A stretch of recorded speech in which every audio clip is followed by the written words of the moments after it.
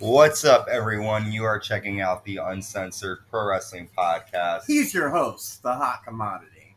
And who are you? Aunt B. I almost said Aunt C. And you're going to confuse everybody now. You are smoking Aunt B, right? Yeah. You got to live the gimmick.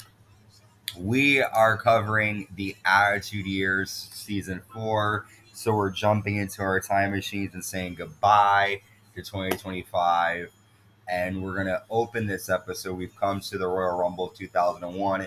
And like we do at every pay-per-view, we're going to cover everything that happened in that particular month. And we're covering all things January 2001, movies, TV, and everything that happened in between. So to kick off, normally I cover the movies and music first, but I found some information on stuff that happened this month. On January 23rd, Jennifer Lopez dropped her album J-Lo with Love Don't Cost a Thing on it, and that was one of her first albums. Her first one I think was like 99. Survivor was still killing it on TV. It aired in summer of 2000, but people were still liking it and talking about it. Gilmore Girls, Friends, and The West Wing were at their peak during this time. Napster was in its final months before lawsuits shut it down. And we talked about this earlier. I think it was the American Music Awards when Justin Timberlake and Britney Spears show up wearing the matching denim. And some global events that happened in January 2001. On January 20th, George W. Bush is inaugurated president of the United States. We had on January 27th, a plane carrying members of Oklahoma State University's men's basketball team crashed in Colorado during a snowstorm, killing all on board. So the players, media, the pilot, everybody. That's not good. No. Wikipedia's launched in January as well. That's where everyone gets their information pretty much. Apple introduces iTunes, which was huge. Obviously, Apple taking over the technology world. And finally, Greece entered the Eurozone. So Greece was the last European country to adopt the Euro, and they adopted it in January 2001. That's your home area. And two final notes, near and dear to my heart. Lizzie McGuire, which is a Disney Channel show, debuted in January 2001. One of my favorite shows. If you're a gay boy of my age, you sure watch Lizzie McGuire, and if you didn't, stop lying. And January 2001 also had the start of Disney's House of Mouse, which was like a cartoon series that had like clips of old cartoons. It was fun. So that was pretty much what was going on at that time. So let's talk about the top 10 movies of January 2001. Number 10 is The Pledge. And that, let me see who was in that one. It's with Jack Nicholson, Benicio del Toro, Patricia Clarkson, and it says a retiring police detective pledges to catch the killer of a young child. The Pledge. Number 9 is Double Take. Have you ever seen that one? No, I never heard of either of these. That's probably why they're number 10 and 9. Double Take says a man on the run takes another man's passport only to find himself stuck with the identity of a street hustler. And that's with Orlando Jones, Eddie Griffin, Gary Grubbs. It's supposed to be a comedy. Never saw it. Number 8 is Snatch. And that is with Jason Statham and Brad Pitt. It says unscrupulous boxing promoters, violent bookmakers, a Russian gangster, incompetent amateur robbers, and supposedly Jewish jewelers fight to track down a priceless stolen diamond. So yeah, I guess a lot of guys are trying to get that diamond. Never saw that. Number 7 is 13 Days. I haven't seen that either. That's a scary one, I think. 13 Days. In October 1962, the Kennedy administration struggles to contain the Cuban Missile Crisis. Nope, I was wrong. That has Kevin Costner, Bruce Greenwood, Sean Driscoll. That sounds good, though. I never saw that. That got 7.3. Number 6, Finding Forrester. Haven't seen that one either. Forrester, the author of a famous book, decides to help Jamal, a 16-year-old student, discover his writing abilities. That's with Sean Connery, Rob Brown. Anna Paquin, That Busta sounds very Rhymes. Freedom Riders. Oh yeah, totally. Number 5, The Wedding Planner. Have you seen that? Jennifer, it's J-Lo. Yeah, Jennifer Lopez. Mary Fiore is San Francisco's most successful supplier of romance and glamour. She knows all the tricks, she knows all the rules, but then she breaks the most important rule of all. She falls in love with the groom. Yeah, she falls in love with Ben Affleck. No, Matthew McConaughey, baby. Oh, it's Matthew McConaughey. Yeah. Jennifer Lopez, Matthew McConaughey, Justin Chambers, Judy Greer. Is that a good movie? I never saw it. It's a cute romantic comedy. Okay. Number 4, Chocolat. Single I've mother. heard this sucks. Single mother Vianne Rocher and her young daughter arrive in rural Frenchtown in the winter of 1959 and open an unusual chocolate shop that disrupts the moral fiber of the strictly Catholic townsfolk. Ooh. Sounds riveting. It has Juliette Benoit, Johnny Depp, Judi Dench, Alfred Molina, a couple of people that I know. Number 3 is Save the Last Dance. You ever see that one? My sister saw that in the theaters when it came out. It's with Channing Tatum. A white Midwestern girl moves to Chicago where her new boyfriend is a black teen from Julia South Stiles. Side with a rough semi-criminal past. Yes. Julia Stiles, Sean Patrick Thomas, Kerry Washington. Yeah. Save the Last Dance. I never saw it, but you liked it? Yeah, it's good. All right. She falls in love with like a black guy, I think. Number 2 is Traffic.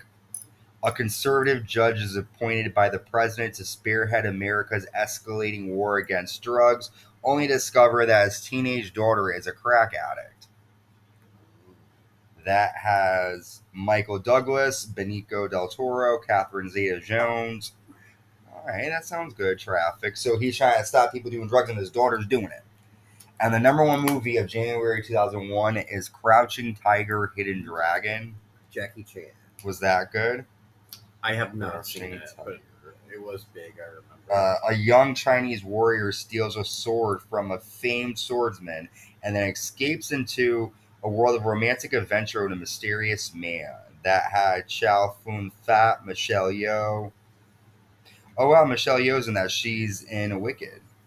So those are the top 10 movies of January 2001. Honestly, I only heard of like really 1 or 2 of them, so that list was kind of shocking to me that I didn't know any of those movies. All right, the top 10 music songs from January 2001. Number 10 is Love Don't Cost a Thing by Jennifer Lopez.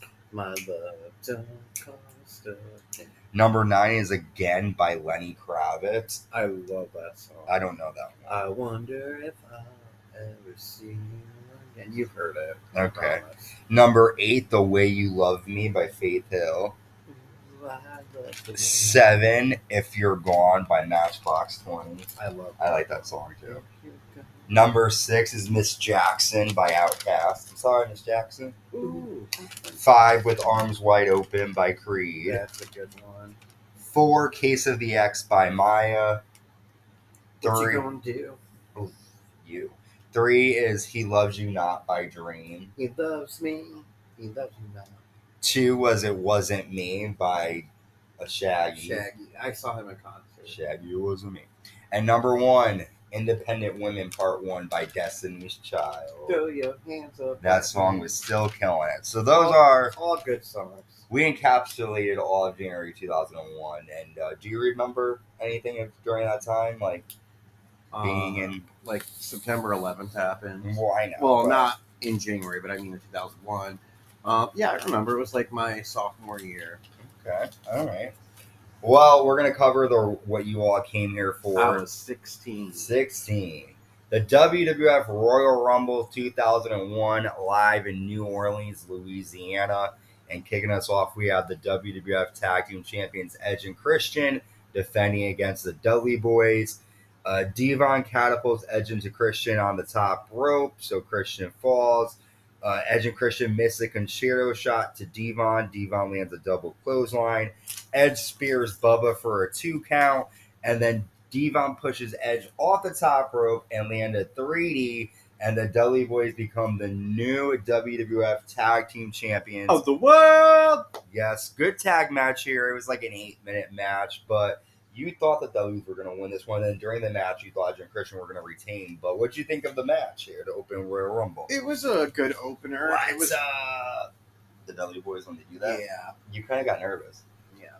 It was a good match. It was a good opener, and I was excited to see a little change up because even though Edge and Christian are good tag team champions and they keep it fresh and everything, it's time for somebody else to hold the reins for a while. Yeah, because Edge and Christian have been champions for a long time, and the Dudley Boyz, they're good, but I feel like they deserve the tag team titles at this point. They haven't really done much in the division since they were involved with the TLC match, so I'm excited to see them with the titles here. We see Triple H and Stephanie McMahon-Helmsley backstage, and Triple H wants to make sure that there's no drama and that it won't interfere in his match tonight. Stephanie says she will take care of Trish if Trish tries to get involved. And then American comedian Drew Carey shows up. And I feel like if you didn't know who he was, or if you weren't from America at the time, you would be confused because he wasn't a huge popular star. Like, he had a big show on Whose Line Is It Anyway? He did the Drew Carey show, but like he wasn't like a Brad Pitt. We're like, oh my God. So I feel like for fans who weren't from America, this didn't translate well. And for us here, it didn't translate either. But anyways, he comes backstage and he's looking for Vince to give him suggestions for his improv pay-per-view show. And Stephanie's like, well, there's someone who's a big fan of yours. Her name is Trish Stratus, and I'll bring you to her locker room. And Drew is like, oh, is she single? And she's like, yeah. So Drew's going to try to put the Mac on Trish here. Yeah. We'll talk about Drew later on.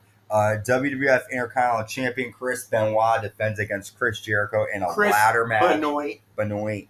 This is a very good and inventive ladder match. A lot of people don't talk about this one because of Chris Benoit and everything that he did, but this was a good ladder match. There was a lot of action through it all and a lot of like inventive stuff here. We see Jericho ramming the ladder in Benoit's face.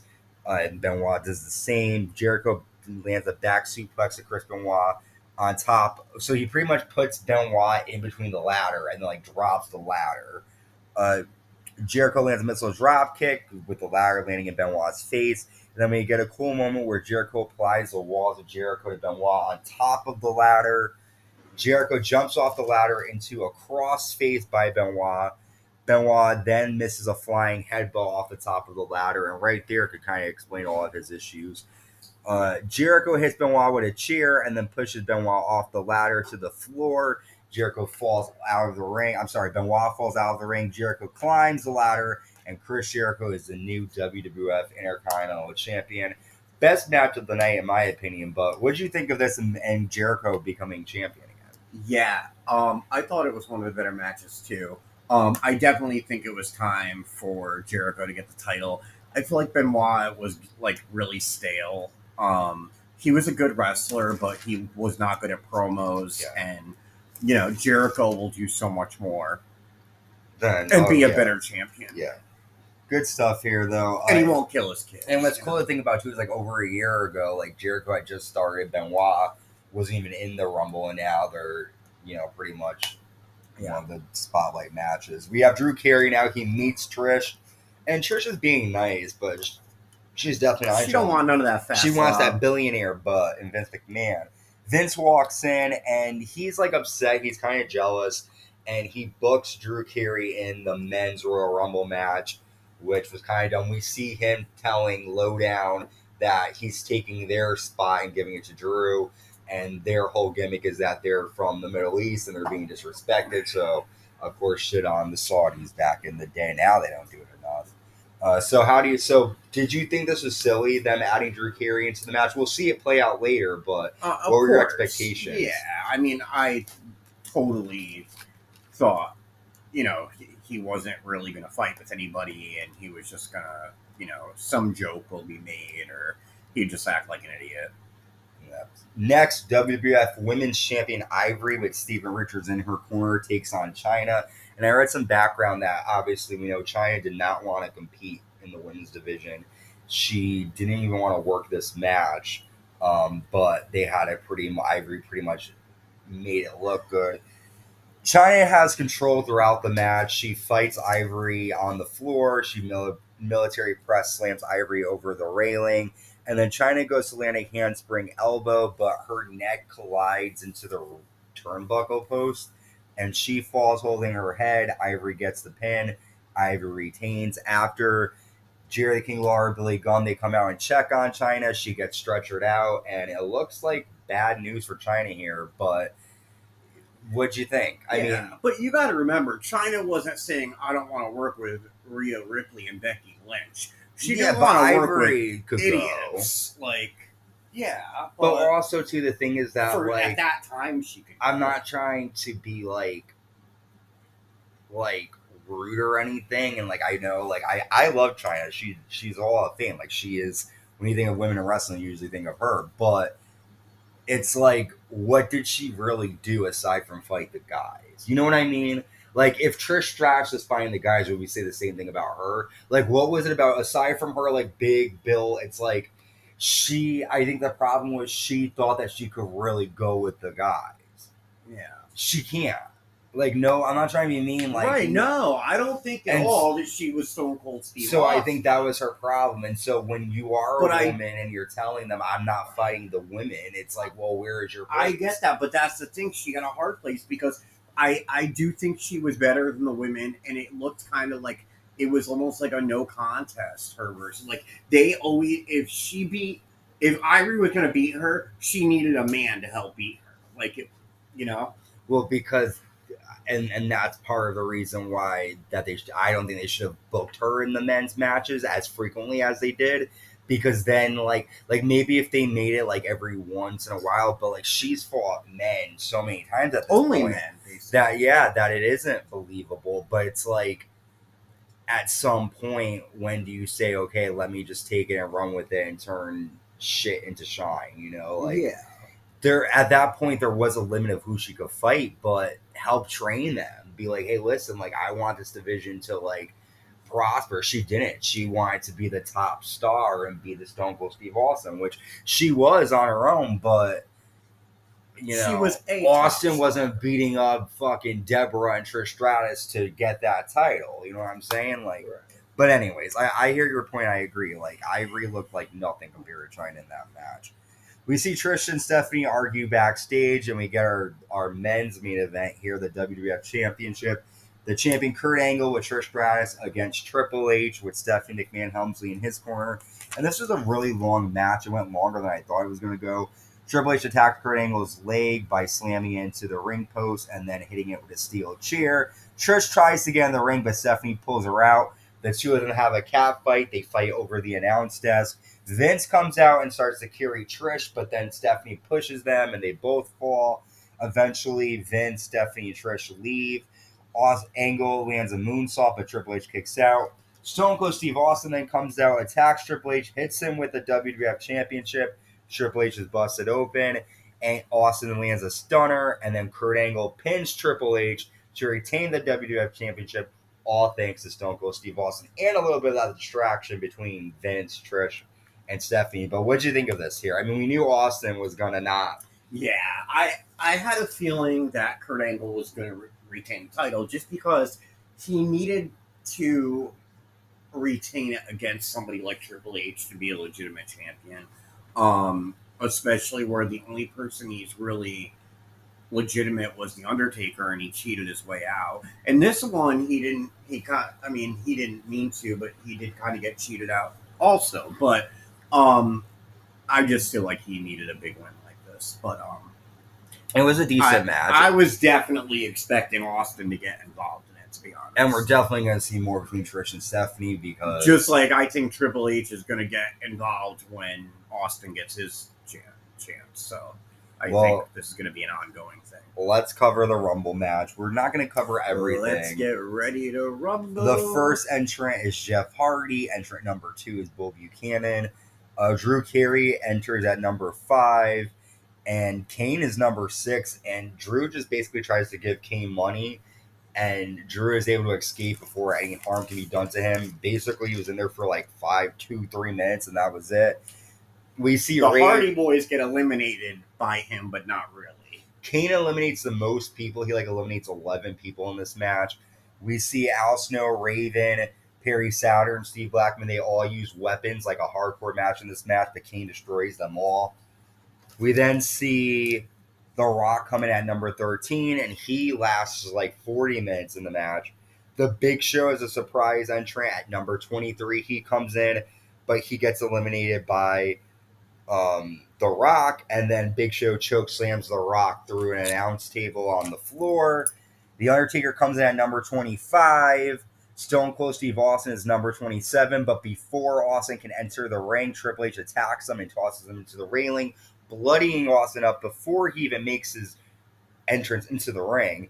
Haku is a surprise return at number 29. He is formerly known as Meng in WCW and Haku in WWE. His sons, Hikuleo, Tamatonga, and I forgot the other dude's name. They compete in WWE currently. Rikishi is number 30. The final four, well, before we get there, Rikishi super kicks the Undertaker. Rikishi's gone. Rock low blows Rikishi and tosses him out.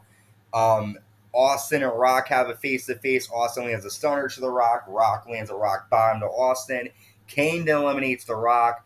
The final two are Austin and Kane. The end comes when Austin lands a stunner to Kane, lands a steel chair shot to Kane's head, and Stone Cold Steve Austin wins his third Royal Rumble match. He won his first in 97, then he won it again in 98, and now he wins it in 2001. And Stone Cold Steve Austin is going to WrestleMania 17 to compete for the WWF Championship. What did you think about this Rumble? The surprises, not surprises. Happy Austin won. We saw Triple H get involved. The weapons. What did you think?